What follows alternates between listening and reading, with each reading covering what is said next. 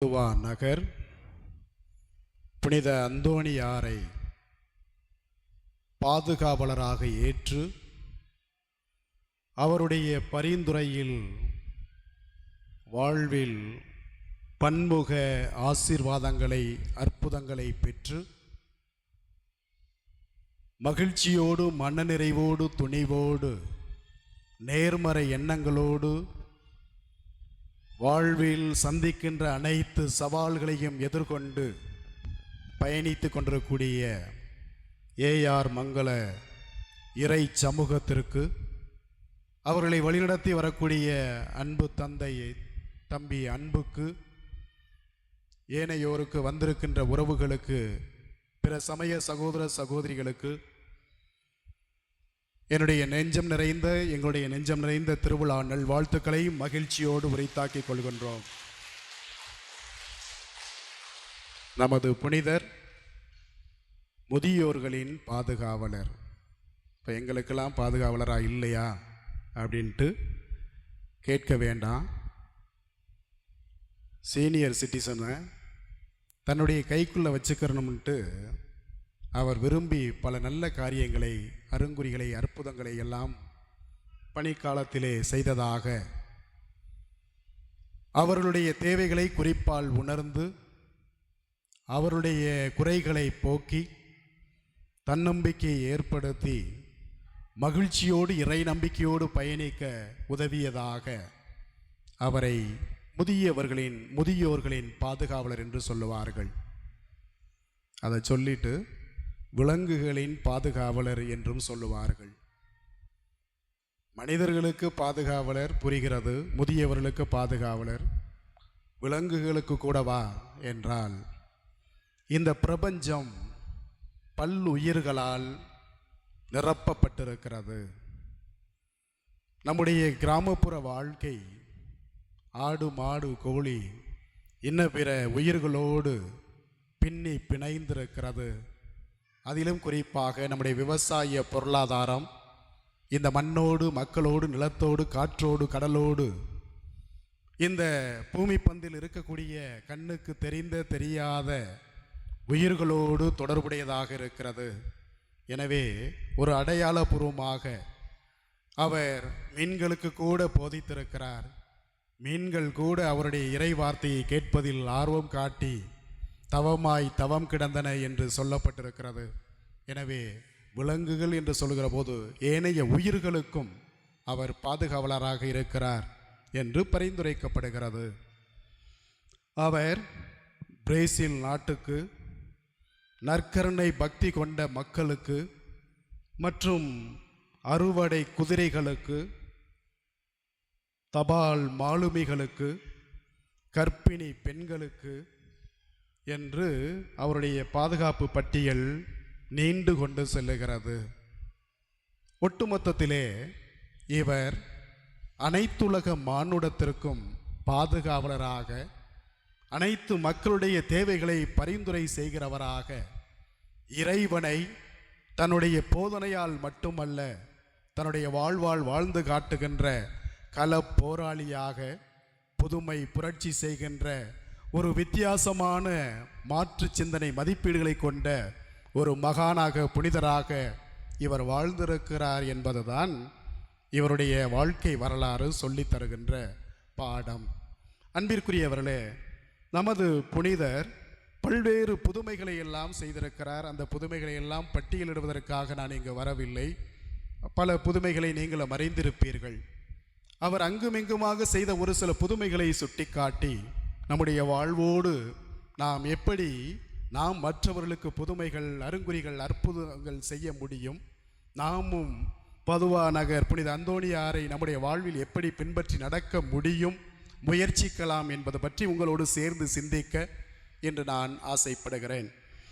நம்முடைய புனிதர் சிறு வயதிலேயே நற்கருணை பக்தி கொண்டவர், ஜெபம் செய்வதில் ஆர்வம் கொண்டவர், கடவுள் மீது ஆழ்ந்த விசுவாசம் கொண்டவர், கோவிலோடு தொடர்புடைய அடையாளங்களோடும் பக்தி முயற்சிகளோடும் தன்னை ஈடுபடுத்தி கொண்டவர் என்பதை நாம் அறிவோம். ஜெபித்து கொண்டிருக்கிறார். நீண்ட நேரம் ஆகிறது. அவரை தொல்லை செய்வதற்கு தூக்கத்தை கொடுக்கிறது, இன்ன பிற சோதனைகளை ஏற்படுத்துகிறது. இது போன்ற பளிங்கு கற்கள் பதிவு செய்யப்பட்ட அந்த ஆலயத்தில் இருந்து ஜெபித்து கொண்டிருக்கிற போது அவர் சோதனைக்கு உட்படுகின்ற போது அந்த சோதனையிலிருந்து தன்னை விடுவித்துக் கொள்வதற்காக கடவுள் மீது நம்பிக்கை கொண்டு சிலுவை அடையாளம் தரையிலே வரைகிறார். அந்த சிலுவை அடையாளம் அது அந்த தளத்திலே பதிக்கப்படுகிறது. அவருக்குள் ஒரு புதுவிதமான உள்ளொளி ஏற்படுகிறது. அந்த சிலுவை அடையாளத்தால் அந்த அழகையானது சாத்தானது விரட்டி அடிக்கப்படுகிறது என்று அவருடைய தொடக்க கால வாழ்க்கை 12வது வயதிலேயே இந்த நிகழ்வுகள் எல்லாம் நடந்ததாக பதிவு செய்கிறார்கள். கடவுள் மீது நம்பிக்கை, துன்பங்கள், துயரங்கள், சோதனைகள், ஒரு விதமான சோர்வுகள் ஏற்படுகிற போது என்ன செய்ய வேண்டும் என்று சொல்லித் தருகிறார். நாம் கடவுளை நம்பி பயணிக்கின்றவர்கள் என்பதால் நமக்குள்ளே இயல்பாக வரவேண்டிய எண்ணம், கடவுளே நான் உம்முடைய மகன், நான் உம்முடைய மகள், எனவே என்னை தவிக்க விட்டு விடாதையும், சோதனைக்கு உட்படுத்தி விடாதையும், நான் ஜெபிப்பதோடு நிற்காமல் இந்த சோதனையிலிருந்து, துன்பத்திலிருந்து, துயரத்திலிருந்து மீண்டு வருவதற்கு எனக்கு பாதை காட்டும் என்று சொல்லி நாம் வாழ்ந்த விசுவாசத்தோடு சிலுவை அடையாளத்தை வரைகிற போது அல்லது நம்முடைய நம்பிக்கையை பதிக்கிற போது, பக்தி முயற்சிகளில் ஈடுபடுகிற போது, கடவுளிடத்தில் நம்முடைய இதயத்தை ஒன்று சேர்க்கிற போது மாற்றங்கள் நிகழும். நம்முடைய சோதனைகள், துன்பங்கள், போராட்ட சூழல்கள் எல்லாம் மறையும் என்ற பாடத்தை நமக்கு கற்றுத்தருகிறார். துன்பங்கள், சிலுவைகள் இல்லாமல், சோதனைகள் இல்லாமல், நெருக்கடிகள் இல்லாமல் வாழ்க்கை இல்லை. இவர் ஒரு ஆடம்பரமான ஆளுநர் குடும்பத்திலே பிறந்த நல்லதொரு வாழ்க்கை வசதியை பெற்றுக்கொண்டவர். இருந்தாலும் கடவுளுக்காக தன்னிடம் இருப்பது அனைத்தையும் இழந்து விடுவதற்கு, எளிமையை நேசிப்பதற்கு, ஏழ்மையை சுவாசிப்பதற்கு, மக்கள் சார்பாக தன்னை தாழ்த்தி கொள்வதற்கு, தானே ஒரு அடிமையாக சென்று முன்னின்று வேலைகளை செய்வதற்கு புறப்படுகிறார். வீட்டிற்கு ஏற்ற பிள்ளையாக மட்டும் இல்லை, பெற்றோருக்கு ஏற்ற மகனாக மட்டும் இல்லை, உற்ற உறவுகளுக்கு, சொந்த பந்தங்களுக்கு ஏற்ற உறவுக்காரராக, உடன்பிறப்பாக மட்டும் இல்லை, அவர் தன் கண்முன்னே பார்க்கின்ற எல்லா மக்களையும் சகோதர சகோதரியாக நேசிக்கிறார். கடவுள் தம் சாயலாக அனைவரையும் படைத்திருக்கிறார். எனவே கடவுள் சாயலில் படைக்கப்பட்ட அனைவருக்குள்ளும் வேற்றுமைகள் கிடையாது, பாகுபாடு இல்லை, அனைவரும் சமம், அனைவரும் ஒருதாய் மக்கள் என்ற உணர்வுகளை உள்வாங்கிக் கொண்டு அனைவரையும் சமமாக மதிக்க அவர் தன்னுடைய வாழ்க்கையை அர்ப்பணிக்கிறார். அன்பிற்குரியவர்களே, தன்னுடைய தந்தைக்கு ஒரு பிரச்சனை ஏற்படுகிறது. தந்தையின் வீட்டிற்கு அருகிலே இருக்கின்றவர்கள் சண்டையிடுகிறார்கள். சண்டையிட்டு அவர்கள் ஒருவரை காலி செய்து விடுகிறார்கள், கொன்று விடுகிறார்கள். கொன்றுவிட்டு இவருடைய வீட்டிற்கு முன்பாக அல்லது இவருடைய வீட்டினுடைய நிலத்திலேயே புதைத்து விடுகிறார்கள். இவரோ பதுவா நகரிலே பணி செய்து கொண்டிருக்கிறார். செய்தி கிடைக்கிறது.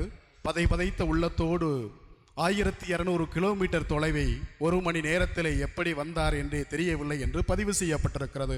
அன்பிற்குரியவர்களே, வந்தார். வந்து தன்னுடைய தந்தையின் மீது குற்றச்சாட்டு சுமத்தப்பட்டிருக்கிறது. நிரபராதியான என்னுடைய தந்தைக்கு நீதி வழங்குவதற்கு இங்கு யாரும் இல்லையா? சட்டம், ஒழுங்கு, நீதி, நியாயம் எங்கே போயிற்று? என்னுடைய தந்தை அப்பழுக்கற்றவர், அவர் உண்மையை நேசிக்கிறவர், அவர் ஒரு கொலைகாரர் கிடையாது என்று சொல்லிவிட்டு கடவுளிடத்தில் தன்னுடைய பாரத்தை, சுமையெல்லாம் ஒப்படைத்து விட்டு ஜெபிக்கிறார்.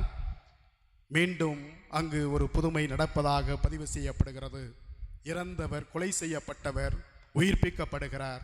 அவர் வந்து நம்முடைய பதுவை நகர் அந்தோனியாருடைய தந்தை கொலைகாரர் அல்ல, என்னை கொலை செய்தவர் இவர் அல்ல, கொலை செய்தவன் இவன் என்று சாட்சியம் சொன்னதாக வரலாறு சொல்லப்படுகிறது. உண்மையா பொய்யா என்ற விவாதம், தர்க்கம் நமக்கு தேவையில்லை. ஆனால் உண்மையை உறக்கச் சொல்ல வேண்டும். நெற்றிக்கண் திறப்பினும் குற்றம் குற்றமே. தவறு எங்கு நடந்தாலும், அது நீதிமன்றமாக இருந்தாலும், அது சட்டத்தை காக்க வேண்டிய காவல்துறையாக இருந்தாலும், நாங்கள் அஞ்சுற மாட்டோம். நாங்கள் வீதிக்கு வருவோம், உண்மையை உறக்கச் சொல்லுவோம். செத்து கிடந்தாலும் பிணங்களுக்கு கூட உயிர் கொடுத்து மீண்டும் உயிர் பெற்ற மனிதனாக உலா வருவோம். கடவுள் எங்களோடு இருக்கிறார் என்று சொல்லி, அன்பிற்குரியவர்களே, அவர் உண்மையை உரைப்பதற்கு இந்த ஒரு அதிசயத்தை நிகழ்த்தியதாக பதிவு செய்கிறார்கள். என்று நீதியா அது எங்கு இருக்கிறது? 2016ஆம் ஆண்டிலே அப்பாவு என்பவர் வெற்றி அடைந்ததாக 2026 நீதிமன்றம் சொல்லுகிறது. இதுதான் நீதி. தாமதிக்கப்பட்ட நீதி அநீதி என்பதெல்லாம் நாம் அறிந்திருக்கிறோம். இந்த அரசு செய்தால் எல்லாம் சரி, அரசுக்கு சாதகமாக நீதிமன்றம் நீதிபதிகள் இருக்கின்றார்கள் என்பதை எல்லாம் பல்வேறு அனுபவங்கள் சுட்டிக்காட்டுகின்றன. காக்கி சட்டைகள் சிங்கப்பெண் புரட்சி படை அமைத்து விட்டால் மட்டும் நீதி கிடைத்துவிடும் என்று கற்பனை செய்து கொண்டிருக்க முடியாது. படைகள் அமைத்த பிறகு எத்தனை குற்றங்கள் தொடர்ந்து நடந்து கொண்டிருக்கின்றன என்பதை நாம் பார்த்து கொண்டிருக்கிறோம் அன்பிற்குரியவர்களே. ஆனால் காவல்துறையும் நீதித்துறையும் களங்கம் விளைவித்துக் கொண்டு அதற்கு உறுதுணையாக இருந்து கொண்டு குற்றவாளிகளை காப்பாற்றி கொண்டு அநியாயங்களையும் அக்கிரமங்களையும் தொடர்ந்து செய்து கொண்டு போகின்ற கலிகால உலகமாக இது மாறிக்கொண்டிருக்கிறது. இப்படிப்பட்ட நேரத்திலே நம்முடைய பதுவை நகர் புனித அந்தோணியார் நமக்கு சொல்லுகின்றது, நீதியின் பக்கம் நிற்பாயாக, உண்மையை உறக்கச் சொல்வாயாக, உண்மையின் பக்கம் நேசிப்பாயாக, உண்மையை நேசிப்பாயாக. உண்மைக்கு சாட்சியம் சொல்வதே எனது பணி. இதற்காகவே பிறந்தேன், இதற்காகவே வளர்ந்தேன். கோதுமை மணி மண்ணில் விழுந்து மடிந்தால் ஒளி அது மிகுந்த பலன் தராது. எனவே உண்மையை காக்க வேண்டுமென்றால் உயிரை கொடுப்பதற்கும் துணிய வேண்டும் என்று சொல்லி நம்முடைய புனிதர் நமக்கு ஒரு அற்புதத்தை செய்து காட்டியிருக்கிறார். இவ்வாறு நம்முடைய வாழ்க்கையிலே நாம் இன்னும் நம்முடைய புனிதரிடமிருந்து கற்றுக்கொள்ள வேண்டிய பாடங்கள் புதுமைகள் நிறைய இருக்கின்றன. அவர் மீன்களுக்கு போதனை செய்தார் என்று நான் போகின்ற போக்கிலே சொன்னேன். அந்த நகரத்திலே மக்கள் மனம் போன போக்கிலே வாழ்ந்து கொண்டிருக்கிறார்கள். நாங்கள் நினைப்பது சரி, எங்களுக்கு கடவுள் நாங்கள் தான், அல்லது நாங்கள் கும்பிடுகின்ற வழிபடுகின்ற நாங்கள் பார்க்கின்ற பணக்காரர்கள் தான், இந்த பொருள் தான் எங்களுக்கு முக்கியம், இந்த உலக இன்பம் தான் முக்கியம். எனவே கடவுளாவது கத்தரிக்காயாவது நற்கரணையாவது இன்ன பிற கொண்டாட்டங்களாவது கோவிலாவது பூசாரியாவது நாங்கள் நினைப்பது தான் வேதம் என்று சொல்லி அந்த மக்கள் மனம் போன போக்கிலே வாழ்ந்து கொண்டிருக்கிற போது நம்முடைய புனிதர் இந்த மக்கள் வணங்கா கழுத்துள்ளவர்களாக இருக்கிறார்கள், மந்த புத்தி உள்ளவர்களாக இருக்கிறார்கள், கடவுள் பயமற்றவர்களாக இருக்கிறார்கள், மனச்சாட்சியை தொலைத்து விட்டார்கள், இவர்களுக்கு போதிப்பது வீண் என்று சொல்லி நான் போதிக்க செல்லுகிறேன் என்று சொல்லி கடற்கரைக்கு செல்லுகிறார். மீன்களுக்கு நற்செய்தி அறிவிக்கிறார். கடவுள் எல்லா உயிர்களையும் காக்கின்றார், கடவுள் எல்லா உயிர்களையும் படைத்திருக்கின்றார், கடவுள் எல்லா உயிர்களுக்கும் ஒரு நோக்கத்தை வைத்திருக்கிறார், எல்லாம் அவருடைய புகழை பாடுவதற்காக படைக்கப்பட்டிருக்கின்றன என்பதை உணர்ந்தவராக மீன்களுக்கு போதித்துக் கொண்டிருக்கிறார். குவியல் குவியலாக மீன்கள் வந்து அவருடைய போதனையை கடற்கரை ஓரத்திலே நின்று அது கேட்டுக்கொண்டிருந்ததாக வரலாறில் பதிவு செய்யப்படுகிறது. அன்பிற்குரியவர்களே, இதை பார்த்த மீனவர்கள், நாம் ஆழ்கடலுக்கு சென்று வலையை வீசினாலும் மீன்கள் படுவதாக இல்லை, நம்மை பார்த்த பிறகு அது 8 அடி தூரத்திற்கு ஓடி போய் விடுகிறது. ஆனால் இந்த மனிதன் கடற்கரை ஓரத்திலே என்று போதித்துக் கொண்டிருக்கிறான், ஏதோ பேசி கொண்டிருக்கிறான். இந்த மீன்கள் எல்லாம் நாம் விரும்புகின்ற விதவிதமான மீன்கள் எல்லாம் இங்கு வந்து கூடுகின்றனவே என்று சொல்லி மீன்கள் ஒரு பக்கம் கேட்க இந்த மீனவ நண்பர்களும் இன்னொரு புறத்திலே அமர்ந்து நற்செய்தியை கேட்டதாக சொல்லப்படுகிறது. இங்கு நாம் புரிந்து கொள்ள வேண்டிய விடயம், மனிதன் பல நேரத்திலே மந்த புத்தி உள்ளவனாக இருக்கிறான், வணங்கா கழுத்துள்ளவனாக இருக்கிறான், கடவுளை மிஞ்சியவனாக இருக்கிறான், மனம் போன போக்கிலே வாழ்ந்து கொண்டிருக்கிறான், ஊதாரித்தனமாக இருப்பதிலே இன்பம் காண்கிறான், காசேதான் கடவுளடா என்று கடவுளுக்கும் அது தெரியுமடா என்று சொல்லிவிட்டு இவன் ஒரு புதிய ஒரு சரித்திரத்தை எழுதி கொண்டிருக்கிறான். எனவே இங்கு நாம் உணர வேண்டிய விடயம், நாம் கடவுளால் படைக்கப்பட்டவர்கள், கடவுளுக்கு பணிந்து பயந்து மனச்சாட்சிக்கு உட்பட்டு வாழ்க்கையை நடத்த வேண்டியவர்கள். வாக்கு மனு உருவானார், நம்மிடையே குடிகொண்டிருக்கிறார். இம்மானுவேல் என்றால் கடவுள் நம்மோடு, அவர் நம்மோடு உடனிருக்கிற போது நாம் அவருக்கு எதிராக எந்த ஒரு காரியத்தையும் செய்து விடக்கூடாது. தூய ஆவி குடிகொண்டிருக்கக்கூடிய கோவில் நீங்கள் தான் என்று இறைவனை நமக்கு எடுத்து சொல்லி இருக்கின்ற பிறகு அழகான ஆடம்பர கோவில்களில் மட்டும் கடவுளை கண்டு நம்முடைய இதயத்தில் குடிகொண்டிருக்கின்ற நம்முடைய உடலில் உடம்பில் உணர்வில் சிந்தனையில் சொல்லில் செயல்பாட்டில் நீக்கமர நிலைத்திருக்கின்ற கடவுளை மறந்துவிட்டு மனம் போன போக்கில் வாழ்ந்தால் நாம் கடவுளுக்கு எதிராக துரோகம் செய்து கொண்டே இருக்கிறோம். எனவே கடவுள் நம்மை தொடர்ந்து எச்சரித்து கொண்டே இருக்கிறார். மீண்டும் திரும்பி வா, என்னை நோக்கி வா, என்னிடத்தில் வந்து தங்கு, என்னுடைய இறை வார்த்தையை கேளு, உன்னுடைய வாழ்க்கையில மாற்றங்களை கொணரு, புதியதொரு சமூகத்தை படைத்திட புறப்படு என்று சொல்லி கடவுள் நமக்கு அறைகோல் விடுத்து கொண்டே இருக்கிறார். நாம் கேட்காத போது மீன்களுக்கும் பறவைகளுக்கும் பட்சிகளுக்கும் விலங்குகளுக்கும் உணர்த்த வேண்டிய ஒரு கட்டாயம் ஏற்பட வேண்டும் என்றால் அது ஏற்பட்டுத்தான் தீரும் என்பதையும் நாம் இங்கு பாடமாக கற்றுக்கொள்கிறோம். அன்பிற்குரியவர்களே, நம்முடைய புனிதர் அன்பு கலந்த உணர்வோடு நமக்கு எச்சரிக்கை தருகிறார். மனச்சாட்சிக்கு பயந்து கடவுளுக்கு உட்பட்டு கடவுளை கண்டு நீங்கள் வாழ்ந்திட வேண்டும் என்று விரும்புகிறார். நற்கருணையை வழிபட வேண்டும். நற்கருணை பக்தி நம்மிடத்தில் அதிகரிக்க வேண்டும். கடவுள் நம்மோடு உடனிருக்கிறார். நான் உங்களுக்கு எதை விட்டு செல்வேன்? என்னையே, என்னுடைய உடலையே, இரத்தத்தையே உணவையே பானமாக, இரத்தத்தையே பானமாக உணவாக உடலாக தருகிறேன் என்று சொன்னவர் நற்கருணை வடிவில் வீற்றிருக்கிறார். அந்த நற்கருணை பக்தி மீது அக்கறை இல்லாமல் அந்த சமூகம் வாழ்ந்து கொண்டிருக்கின்ற போது நம்முடைய புனிதருக்கு கோபம் வருகிறது. இந்த மக்கள் ஏன் இப்படி இருக்கிறார்கள்? கடவுள் நம்மோடு இருக்கிறார், நமக்கு மத்தியில் இருக்கிறார், வீற்றிருக்கிறார் என்பதையெல்லாம் எத்தனை முறை போதிப்பது?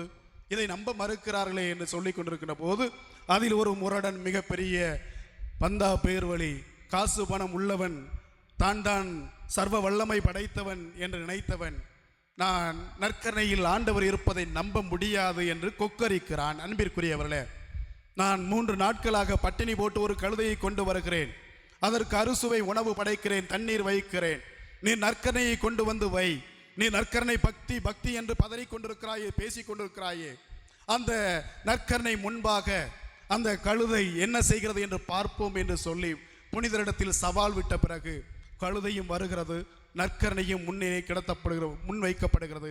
அந்த கழுதையானது நற்கருணைக்கு முன்பாக பக்தியோடு வணங்கி நற்கருணைக்கு ஆராதனை செய்ததாக பதிவு செய்யப்படுகிறது. அன்பிற்குரியவர்களே, இங்கு சொல்லப்படுகின்ற செய்தி, கடவுள் நம்மோடு இருக்கிறார், நம் மத்தியில் இருக்கிறார். நமக்காக இந்த ஆலயத்தின் மத்தியிலே அவர் நற்கருணை பேழையிலே வீட்டிருக்கிறார். இஸ்ரேல் மக்கள் அந்த கடவுளுடைய பிரசன்னத்தை பல்வேறு அனுபவங்களில் கண்டார்கள், மிரண்டார்கள். காற்றில், தென்றலில், பூகம்பத்தில், புயலில் அவர்கள் கடவுளை பார்த்தபோது அவருக்கு அருகில் செல்ல யோசித்தார்கள். ஆனால் கடவுள் நம்மை வழிநடத்தி கொண்டிருக்கிறார், நம்மோடு இருக்கிறார் என்று அவர்கள் கண்டுபிடித்த பிறகு அவர்கள் வழிநடத்தப்படுகிறார். கடவுளை நம்பி அவர்கள் பயன் பெற்றார்கள். உணவு இல்லாத போது, தண்ணீர் இல்லாத போது, அடிமைத்தனம் அதிகரித்த போது, சோதனை நெருக்கடிகள் வந்தபோது, இயற்கையால் பேரிடர்கள் வந்தபோது, அனைத்து நேரத்திலும் காக்கின்ற கடவுளாக, உடனிருக்கின்ற கடவுளாக யாவே கடவுள் இருந்தார். நம் ஆண்டவர் இயேசு சென்ற இடமெல்லாம் மக்களுக்கு நல்லது செய்து, அஞ்சாதீர்கள், திகையாதீர்கள், பயப்படாதீர்கள், நான் உங்கள் நடுவில் இருக்கிறேன், உங்களுக்காக இருக்கிறேன், என்னை முழுவதும் உங்களுக்கு தருகிறேன், என்னிடம் கொடுப்பதற்கு வேறு ஒன்றும் இல்லை, என்னுடைய உடலை தவிர, என்னுடைய இரத்தத்தை தவிர. தாழ்ச்சியின் அடிமை கோலம் பூண்டு இறைவனாக இருந்தவர் மனித நிலைக்கு இறங்கி வந்து நம்மை எல்லாம் மீட்டு நம்மில் ஒருவராக இருந்து நமக்காக செய்ய வேண்டிய காரியங்கள் எல்லாம் செய்து முடித்து தன்னுடைய உடலையும் இரத்தத்தையும் கொடுத்து முடித்துவிட்டு உலகம் முடியும் வரை நான் உங்களோடு இருப்பேன் என்று சொன்னதை நம்பாமல் பலரும் வாழ்க்கை நடத்தி கொண்டிருக்கிறோம். வாழ்வில் பிரச்சனைகள், சுமைகள், சோகங்கள், இல்லாமைகள், வறுமை, துன்பம், துயரம் இல்லாமல் இல்லை. அவற்றின் மத்தியில்தான் நாம் நம்பிக்கை கொள்ள வேண்டும். பதுவை நகர் அந்தோணியாரை போல அவர் பல மணி நேரம் நற்கருணையின் முன்பாக வந்து அமர்ந்து, ஆண்டவரே, நீர் என்னோடு இருக்கிறேன், நீர் என்னோடு பேசும், நானும் உம்மோடு பேசுவதற்கு தயாராக இருக்கிறேன், நான் சொல்வதை கேளும், நீர் சொல்வதை கேட்பதற்கு நான் தயாராக இருக்கிறேன் என்று சொல்லி மண்டியிட்டு மனமுருக பாடி கடவுளை நினைத்து நன்றி கூறி அவருக்கு வாழ்த்துப்பாக்கள் இசைத்து அவரிடத்தில் சரணாகதி அடைந்து தன்னை முழுவதும் அர்ப்பணித்திருக்கிறார். எனவே அவருடைய வாழ்க்கையிலே துன்பங்கள், துயரங்கள் எத்தனை வந்தாலும் அவற்றிலிருந்து மீண்டு சென்றிருக்கிறார். அன்பிற்குரியவர்களே, நாமும் இத்தகைய நற்கருணை பக்தி முயற்சியை அதிகரித்துக் கொள்ள வேண்டும் என்று நம்முடைய புனிதர் நமக்கு சொல்லித் தருகிறார்.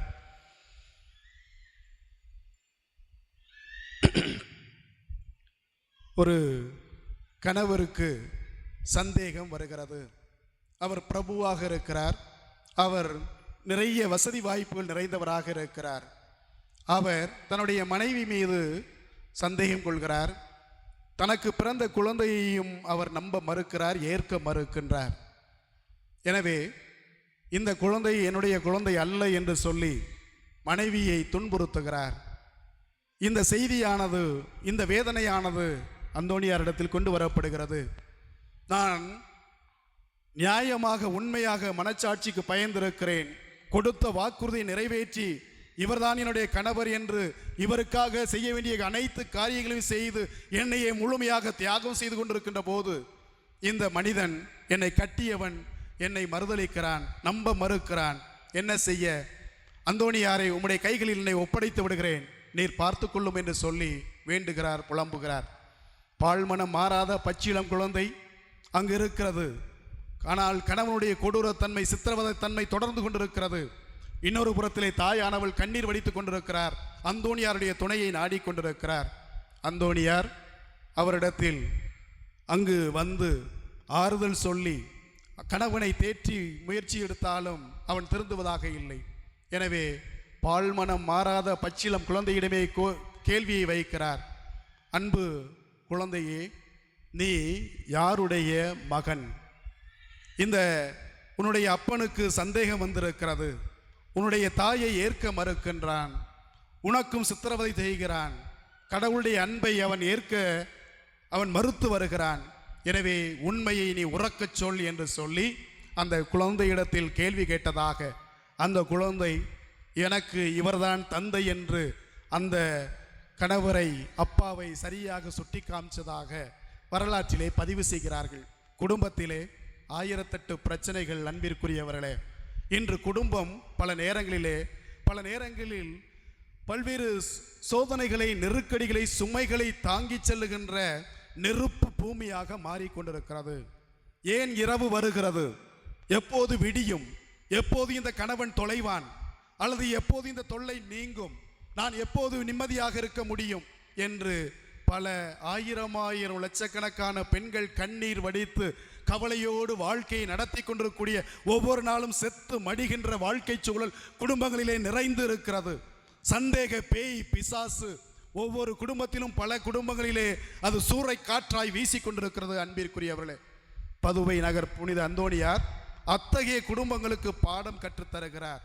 நீ உன்னுடைய மனைவியை நம்பியாக வேண்டும், உன்னுடைய கணவனை நீ நம்பியாக வேண்டும், கொடுத்த வாக்குறுதியை நிறைவேற்றியாக வேண்டும், உண்மையை உறக்கச் சொல்ல வேண்டும், உண்மையின் பக்கம் நிற்க வேண்டும், தீர விசாரிக்க வேண்டும். மேம்போக்காக வாழ்க்கையை நடத்தக்கூடாது, பொழுதுபோக்குகளுடைய வாழ்க்கையை மூடிவிடக்கூடாது. எல்லாம் நினைப்பதெல்லாம், சிந்திப்பதெல்லாம், கேட்பதெல்லாம் உண்மையாக இருந்து விடாது. எனவே உண்மையை தேடி நீ ஆய்வு செய்ய வேண்டும் என்று சொல்லி, அதற்கு இறை துணையை நாட வேண்டும் என்று சொல்லி பதுவை நகர் புனித அந்தோணியார் சொல்லி தருகிறார். குடும்பங்களிலே ஒற்றுமை ஏற்பட வேண்டும் என்றால், குடும்பங்களில் அமைதி வேண்டும் என்றால், மீண்டும் வாருங்கள், நம்முடைய புனிதரிடத்தில் மன்றாடுங்கள். என்னுடைய குடும்பத்தில் ஏற்படக்கூடிய இந்த சூறாவளி, புயல் நிற்க வேண்டும். எங்களுடைய குடும்பத்திலே அமைதி வேண்டும். நாங்கள் ஒன்று சேர்ந்து இருக்க வேண்டும். உண்மையான அன்பை பகிர வேண்டும். எங்களுக்கு வழிவகை காட்டுங்கள் என்று சொல்லி நீங்கள் நிம்மதியாக மன்றாடினால், நம்பிக்கையோடு மன்றாடினால், குடும்ப பிரச்சனைகளுக்கு தீர்வு தருகின்றவராக நம்முடைய புனிதர் இருக்கிறார் என்பதை அவருடைய வாழ்க்கை வரலாறு சுட்டி காட்டுகின்றது.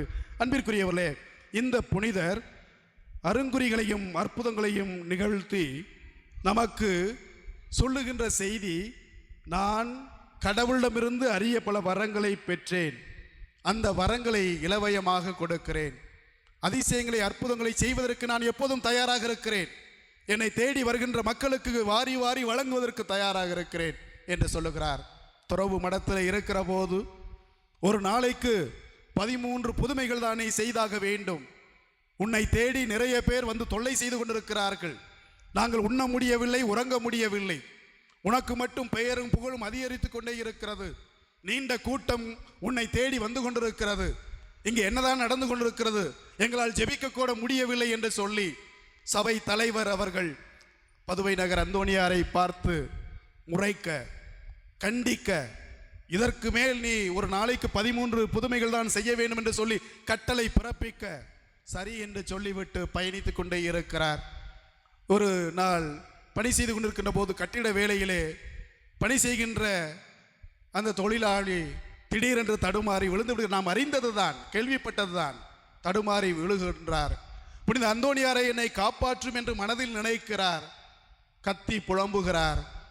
அப்போது அந்த நம்முடைய புனிதர் ஒரு செய்தியை சொல்லிவிட்டு செல்லுகிறார்.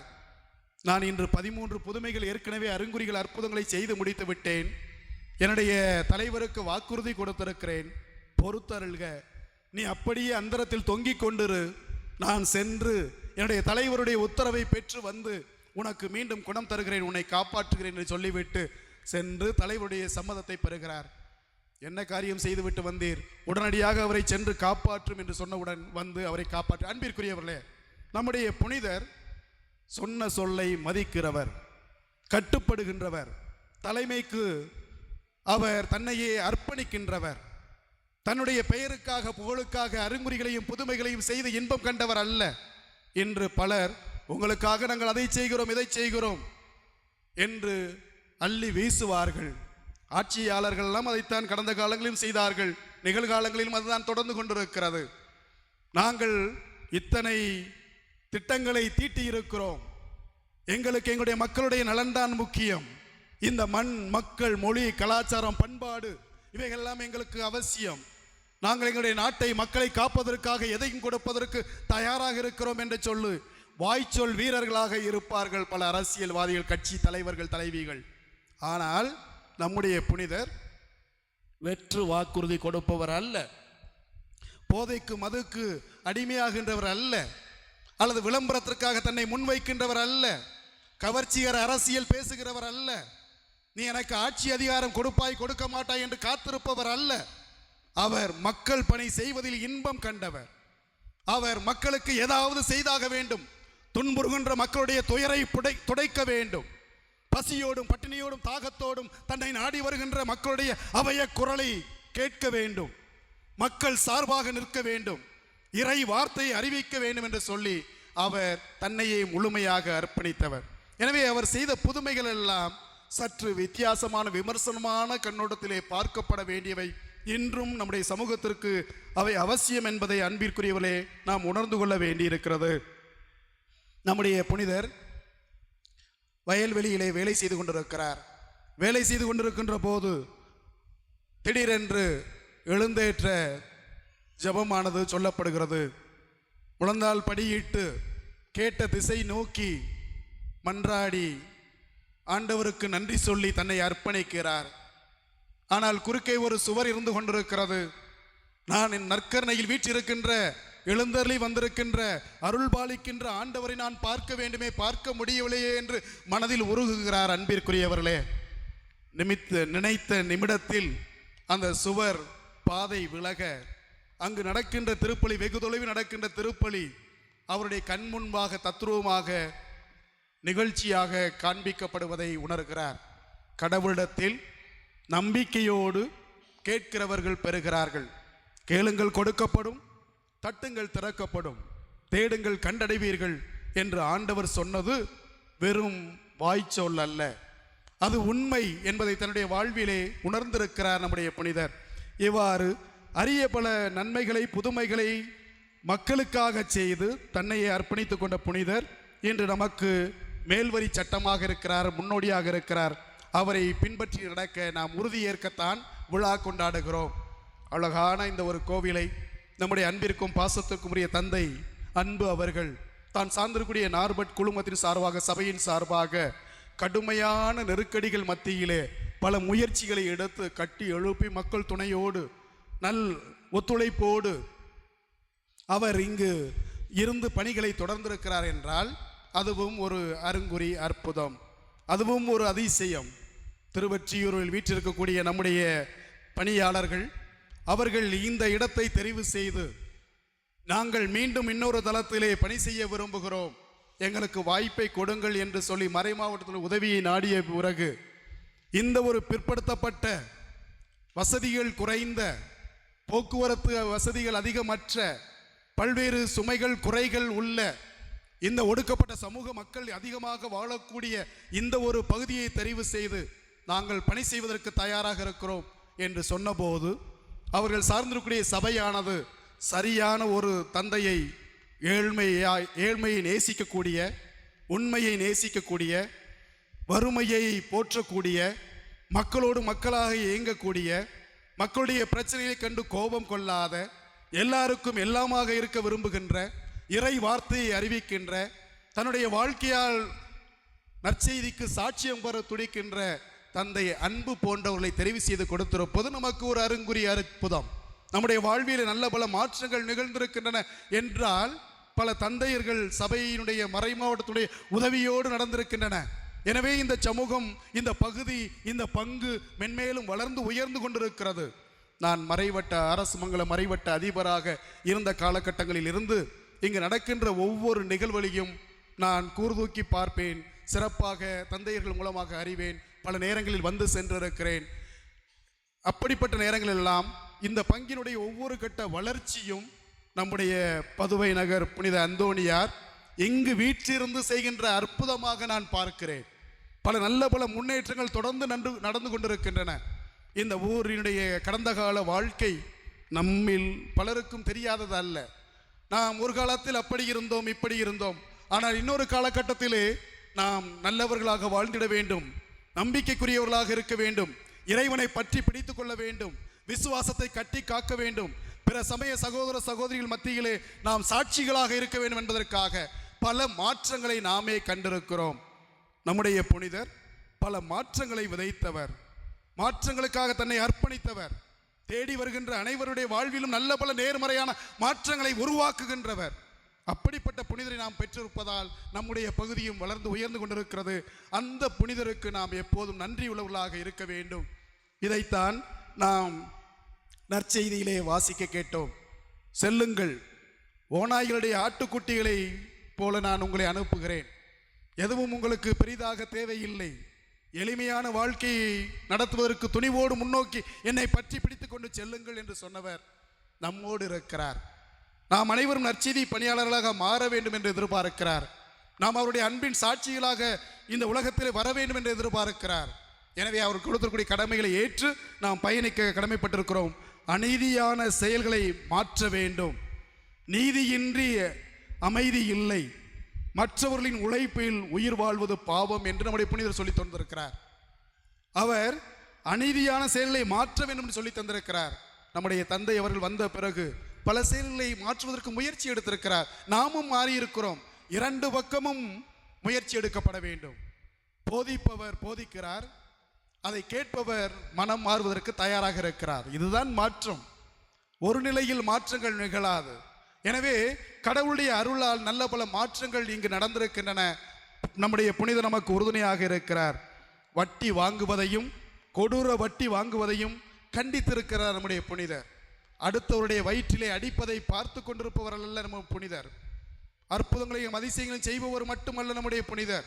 கடுமையான வட்டி வாங்கி அடுத்தவனுடைய உயிருக்கு நீ உலை வைக்கின்ற போது, அடுத்தவர்களை காசு கொடுத்து வாங்கலாம் என்று நினைக்கிற போது, அடிமைப்படுத்த துடிக்கிற போது நீ கடவுளுக்கு எதிராக காரியம் செய்கிறாய் என்று சொல்லி கடுமையாக கர்ஜனை செய்திருக்கிறார். அன்பிற்குரியவர்களே, பிரிவினைக்காரர்கள், குழப்பவாதிகள், கலகக்காரர்கள் இவர்களை எல்லாம் கண்டித்து அவர்களெல்லாம் ஒன்றாக இணைத்து அவர்களுக்குள் அமைதி விதையை விதைத்து ஒரு புதியதொரு இறையாட்சியை படைப்பதற்கு இன்று இங்கு இப்பொழுது அது உருவாக வேண்டும் என்று சொல்லி நம்முடைய புனிதர் உழங்கி இருக்கிறார்.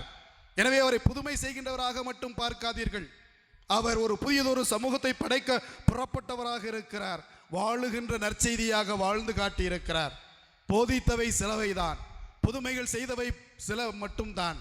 ஆனால் அவருடைய ஒவ்வொரு நாள் வாழ்க்கையுமே இறைவனுடைய சாட்சிய வாழ்க்கையாக அமைந்திருக்கிறது என்றது அவருடைய வரலாறு. 36 ஆண்டுகள் மட்டுமே இந்த மண்ணுலகிலே வாழ்க்கை நடத்தியிருக்கிறார். வெறும் 10 ஆண்டுகள் மட்டுமே குருவாக இருந்து பணி செய்திருக்கிறார். அன்பிற்குரியவர்களே, இயேசுவை போல 33 ஆண்டுகள், இயேசு 33 ஆண்டுகள், இவர் 36 ஆண்டுகள். மிக சுருக்கமான காலத்திலே மிக பல மாற்றங்களை சபையிலும் உருவாக்கி, சமூகத்திலும் உருவாக்கி, சென்ற இடமெல்லாம் நேர்மறையான மாற்றங்களை உருவாக்கி பயணித்து கோதுமை மணியை போல மண்ணில் விழுந்து மடிந்து நமக்கெல்லாம் உயிர் கொடுத்து கொண்டிருக்கிறார். ஏழை எளியவர்களை தாங்குகின்றவராக இருந்திருக்கிறார். நீங்களும் நானும் ஏழை எளிய மக்களை நேசிக்கின்றவர்களாக, ஏழ்மையை விரட்ட துடிக்கின்றவர்களாக, ஏழைகளோடு கைகோர்ப்பவர்களாக, உரிமை குரல் எழுப்புகின்றவர்களாக, ஒன்று சேர்ந்து இணைந்து போராடுகின்றவர்களாக மாற வேண்டும் என்று அவர் நமக்கு பாடம் கற்றுத் தந்திருக்கிறார். சிறை கைதிகளுடைய உரிமைகளுக்காக கூக்குரல் எழுப்பி இருக்கிறார். சிறை கைதிகளை சந்தித்திருக்கிறார். அபாண்டமாக சிறையில் அடைக்கப்பட்டவருடைய உரிமைக்காக, அவருடைய விடுதலைக்காக தன்னுடைய வாழ்க்கையை அர்ப்பணித்திருக்கிறார் என்று அவருடைய வரலாறு சொல்லுகிறது. பாவம் செய்த மக்களை கண்டு கடிந்து கொள்ளாமல் அவர்களுக்காக பரிகாரங்கள் செய்து, அந்த மக்களுக்காக இறைவனிடத்தில் மன்றாடி, அந்த மக்களுடைய வாழ்க்கையிலே மகிழ்ச்சியை ஏற்படுத்துவதற்காக தொடர்ந்து தன்னையே முழுமையாக அர்ப்பணித்த புனிதர் இன்று நம் மத்தியில் வீற்றிருக்கிறார். அவரை பற்றி பிடித்துக் கொள்வோம். அவர் காட்டுகின்ற அன்பு பாதையிலே பயணிப்போம். அவரோடு நேர்மறையான உறவுகளை வைத்துக் கொள்வோம். அவரிடத்தில் நமக்கு தேவையானவற்றை, தொலைந்து போன பொருள்களை கண்டுபிடித்து தருவதற்கு மட்டும் அவரை அணுக வேண்டாம். காசு வேண்டும், பொருள் வேண்டும், பதவி வேண்டும், பட்டம் வேண்டும், சுகம் வேண்டும், சொந்தம் வேண்டும் என்று மட்டும் அவரை நாடி வர வேண்டாம். இறைவா, இந்த புனிதரை எங்களுக்கு கொடுத்ததற்காக நன்றி செலுத்துகிறோம். இந்த புனிதரிடமிருந்த நல்ல பல மதிப்பீடுகளை நாங்கள் பின்பற்றி நடக்க எங்களுக்கு சக்தி கொடும். நாங்கள் உண்மையாக இருக்க எங்களுக்கு சொல்லித்தாரும். நாங்கள் ஏழை எளிய மக்களோடு நல்லுறவு கொள்ள எங்களுக்கு கற்றுத்தாரும். நாங்கள் மற்றவர்களை மதிக்க எங்களுக்கு போதித்தருளும். நாங்கள் உண்மையை நேசிக்க எங்களுக்கு சொல்லித்தாரும் என்று சொல்லி நாம் வரம் கேட்போம். நம்முடைய புனிதர் நமக்காக தொடர்ந்து பரிந்து பேசுவார். நம்முடைய பங்கு இன்னும் பல நிலைகளில் உயர்வதற்கு இறைவனத்தில் பரிந்து பேசி நம்மை மென்மேலும் உயர்த்துவார். அநீத சமூகத்தில் பிறந்து விட்டோம், அதை அப்படியே விட்டுவிட மாட்டோம், மாற்றியே தீர்வோம் என்ற சூழ்வுரையோடு தொடர்ந்து மாறிக்கொண்டே இருப்போம். மாற்றுவோம் இச்சமூகத்தை. ஆமேன்.